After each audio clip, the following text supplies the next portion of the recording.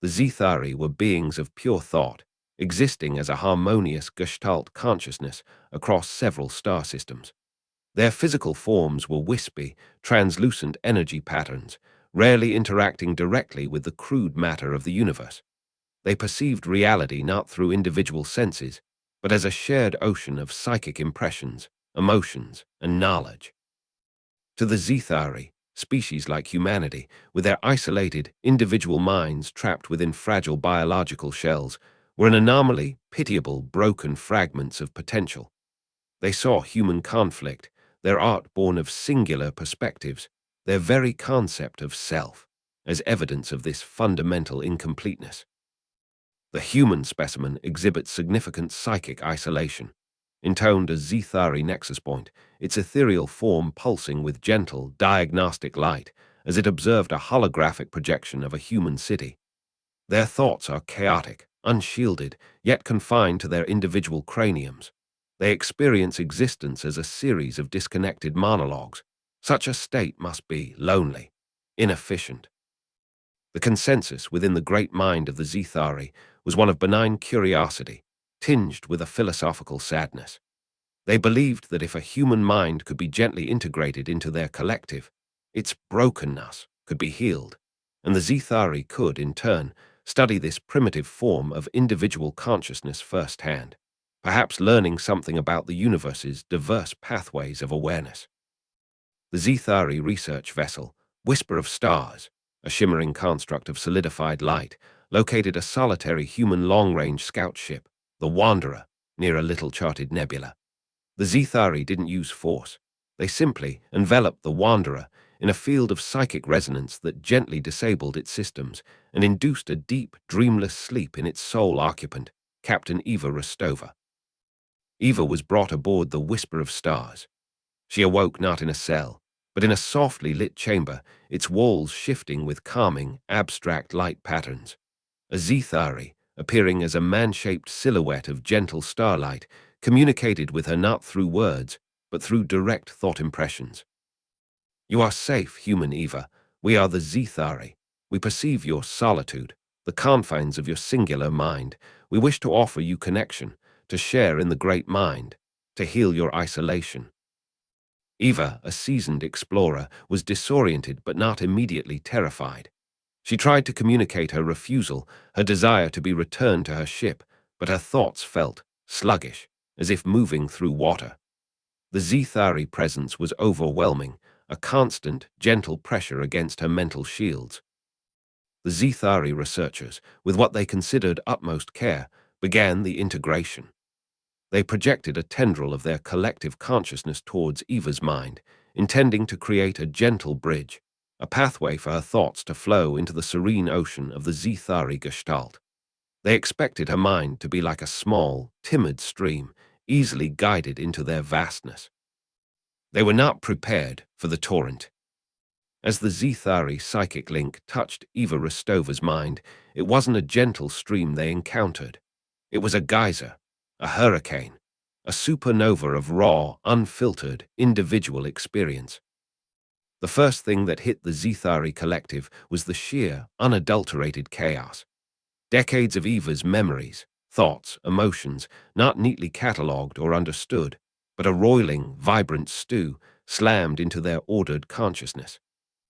Her first skinned knee, the taste of her grandmother's synth-apple pie, the heart-stopping fear of a near collision with an asteroid, the quiet joy of watching a binary sunset on a new world, the sting of betrayal from a former crewmate, the fierce loyalty to her current mission, the irrational anger at a malfunctioning coffee maker, the deep, unspoken grief for a lost pet from her childhood, a small, furry creature named Sprocket. The Zethari, whose shared experiences were vast, but also filtered, harmonized, and understood through millennia of collective processing, had never encountered anything like the raw, untamed wilderness of a single, mature human mind. Anomaly, intensity unexpected, pulsed a Zethari node, its light flickering erratically. Then came the emotions, not the gentle, shared empathies of the Zethari, but powerful, jagged, often contradictory feelings, hitting the collective with the force of psychic shrapnel. Eva's fierce, protective love for her distant family, her burning ambition to chart new stars, her petty annoyance at bureaucratic red tape, her existential dread contemplating the vastness of space, her sudden, inexplicable bursts of humor at absurdities, her capacity for searing hatred towards perceived injustice, and her equally powerful capacity for selfless compassion. These emotions, undiluted and deeply personal, flooded the Zethari network. Conflict, emotional states, paradoxical, overwhelming. The serene hum of the great mind was becoming discordant. But it was humanity's imagination that truly began to unravel them. Eva Rostova, like all humans, possessed a mind capable of conjuring realities that did not exist. As the Zethari link deepened, they didn't just access her memories.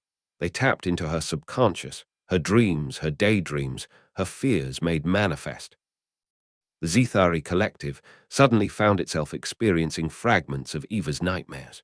Shadowy figures in dark corridors, the sensation of falling endlessly, the faces of loved ones distorted into monstrous shapes. These were not rational fears based on observable data. They were products of a mind capable of inventing its own terrors, a concept utterly alien and horrifying to the Zethari, whose perceptions were tied to the shared reality of their gestalt. They also experienced her daydreams, soaring through impossible alien landscapes on the backs of fantastical creatures, composing symphonies of light and sound that defied known physics, inventing stories of heroism and tragedy, love and loss, all within the confines of her skull. The sheer, boundless creativity of it was like a psychic drug, intoxicating and terrifying in its intensity and its lack of adherence to logical parameters. Unreal constructs, self-generated realities. What is this? Fiction, this art. The Zethari struggled to categorize the onslaught of imagined worlds, impossible scenarios, and deep-seated archetypes pouring from Eva's mind. The Zethari had intended to heal Eva's isolation. Instead, Eva's single, individual human mind was acting like a psychic virus within their collective. Her individuality, her unique nexus of experiences, emotions, and imagination, was not a weakness to be absorbed, but a concentrated point of such chaotic psychic energy that it was destabilizing their harmonized whole. The Zethari had a concept of shared sorrow or collective concern, but they had no equivalent for the razor-sharp, intensely personal nature of human grief.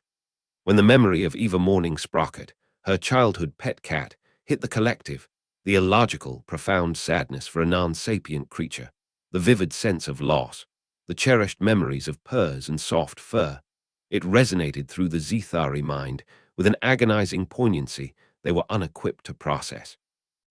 Many Zethari nodes experienced a pang of such acute, alien sorrow that their light patterns dimmed to near extinction. Then came the concept of spite. Eva, feeling violated by the mental intrusion, had a fleeting, angry thought. I hope you choke on this. This wasn't a logical desire for self-preservation. It was a purely emotional, vindictive wish for the suffering of her captors. The Zethari, who operated on logic and collective benefit, reeled from this burst of pure, unadulterated malice. It was a psychic poison. The oh shit moment for the Zethari was the emergence of Eva's deep-seated, primal fears, amplified and broadcast across their network.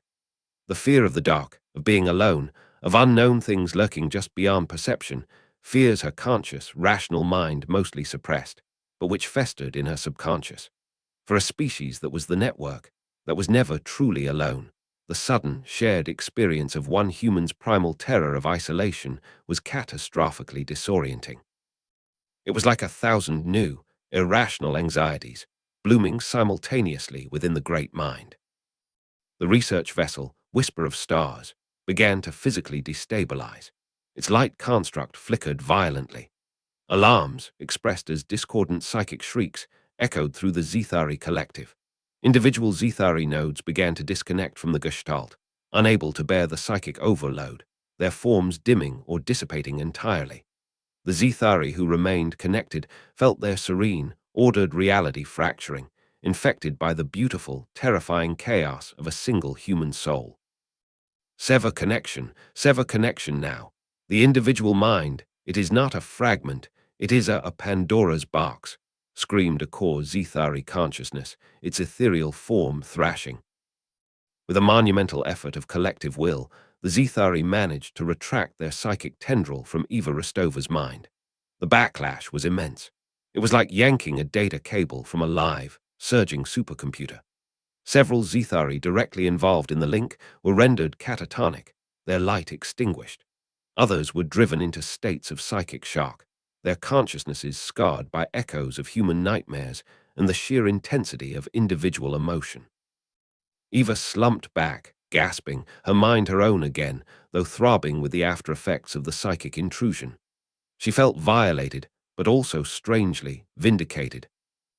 The Whisper of Stars, damaged and disoriented, jettisoned the Wanderer and fled Zethari space at its maximum sublight speed. Its FTL drive temporarily non-functional due to the psychic chaos affecting its systems. The aftermath for the Zethari was profound. The great mind was scarred.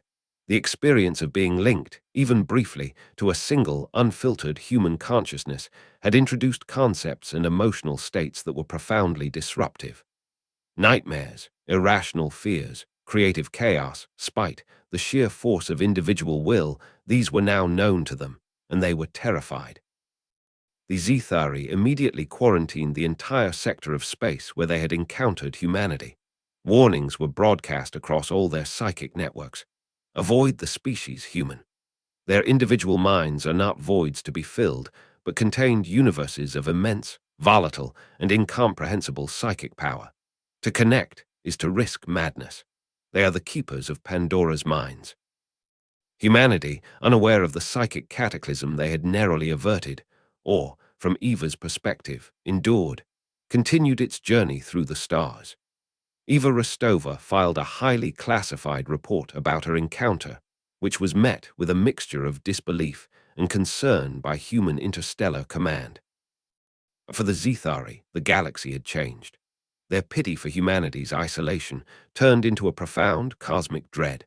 They had sought to understand the primitive. Instead, they had glimpsed an inner world so vast, so potent, and so utterly alien to their ordered existence that it threatened their very sanity. Human individuality, once seen as a flaw, was now understood as a terrifying, untamable power, a psychic storm safely, for now, contained within each fragile human skull.